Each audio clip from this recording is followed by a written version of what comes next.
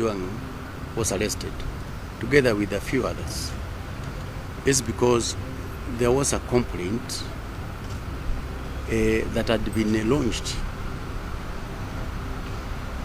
by the DIG KPS about his name being tarnished.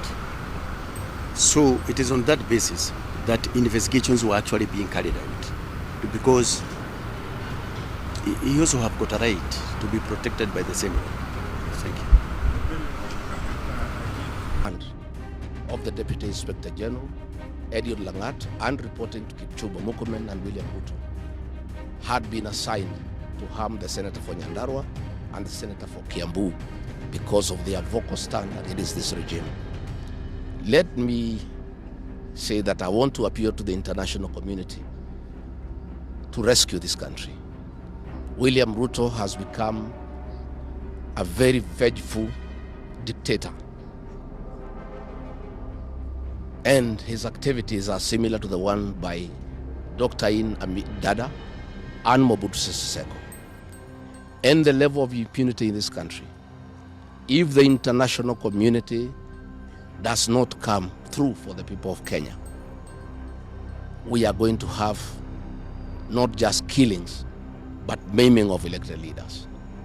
What has happened to the Honorable Kibbururi is a very deliberate attempt by William Ruto, Kipchumba Murkomen, and Langat to scare leaders who speak out. It is meant to scare them. It is meant to sell them fear so that they can stop agitating for the liberation of this great republic. And I want to say that William Ruto must know it is these leaders, it is not these leaders who are against his rule. It is the people of Kenya. These leaders are simply articulating what the people of Kenya are saying. And even if he targets these leaders to kill them, to maim them, he cannot do the same to each and every Kenyan. And I want to tell him to stop spreading the narrative that the rebellion against him is coming from the people of Mount Kenya region. This rebellion is across the country, from Western Kenya, Coast Province, Northeastern, Nyanza, including his native North Rift and South Rift. Members of the Kalenjin community are also up in arms because of the misuse of public resources, mismanagement of the economy, and the fact that there is no work going on in this country. So let me appeal to the international community to take a great interest in what is happening in Kenya. And we have seen what is happening in the neighboring countries, in Tanzania, the suppression of civil society, and all those things are stemming from here in Kenya. William Ruto has become intolerant. He cannot take criticism. And the reality of one term is slowly sinking into him, that has sent him into serious desperation, that he has now formed a killer squad of his sub-ethnic community of the Nandi to deal with leaders. Let me ask the people of Kenya to be calm. I want to ask the supporters of the Honorable Kibbururi to stay calm. We'll do everything possible to make sure that we are more careful in the face of the repression that is going on. You are aware that members of parliament opposed to this regime, their bodyguards have been disarmed so that they stop going for meetings and feel vulnerable. But it is very clear why they have been disarmed is to allow members of that gang that has been formed by the president to abduct them and to threaten them. And if anything happens to these members of parliament, to any leader in this country opposed to William Ruto, the president will be held to account. And let me tell William Ruto, people of Kenya cannot elect you by force. They elected you on their own free will. You are a popular leader 3 years ago, and you messed yourself up through bad governance, one-man rule, theft of public resources, wanton corruption, and tribalism. You cannot blame any of us here for the situation you find yourself in. The one-term movement is unstoppable, and there is nothing the president can do. He can kill these leaders, he can abduct them, he can torture them, but he cannot do that to all the people of Kenya.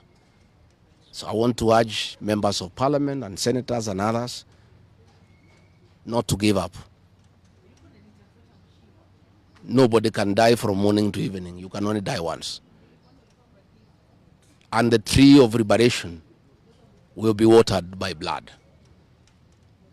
The Honorable George Kibbururi is a hero of the Kenyan people. What he has undergone, the torture, the pain he is in,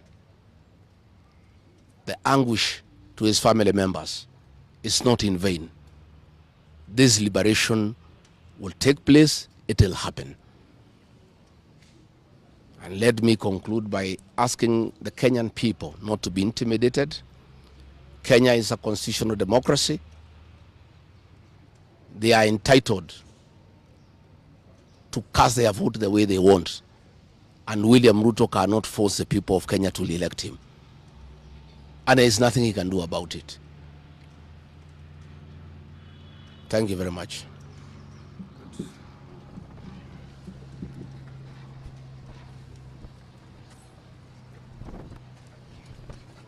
The current hospital to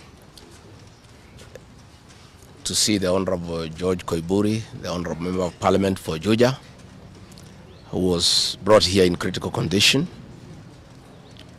Last Friday, the Honorable George Kibbururi had a function in his constituency in a place called Gachagua, and he had a serious engagement with his constituents. In fact, I had the opportunity to address those people through the phone. And after he left the ceremony, he was accosted by officers from the DCI who chased him, and he was able to escape using a motorbike with the help of the local constituents.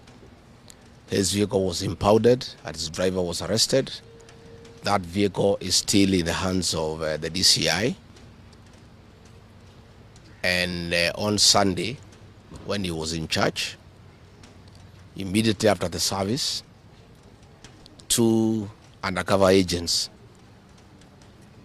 of a killer squad that has been put in place to deal with elected leaders who are not supportive of William Ruto abducted him in full glare of the church members, and in the process almost harmed his wife. It is not known where he was taken to, but after a serious search early this morning, he was found in a coffee plantation in Kibbururi, that is in the Githunguri constituency, badly beaten and in very serious condition. He was taken to a hospital for first aid and later brought here where he was admitted. And I've just seen him and I've talked to the doctors, and they have confirmed that the Honorable George Kibbururi was tortured by professionals. He has serious soft tissue injuries. This is torture normally done by professionals. He has lost his voice, and the doctors are working round the clock to restore his vocal cords. And the Honorable Kibbururi has been able to communicate through writing because he is not able to speak. That some chemical was administered through inhalation, and the doctors have told us that preliminary investigations confirm that that chemical has interfered with his vocal cords. The doctors have assured us they are doing everything within their power to make sure that he is out of danger. They have taken blood and urine samples to private laboratories, different ones, so that they can establish what could have happened in Mata's poisoning.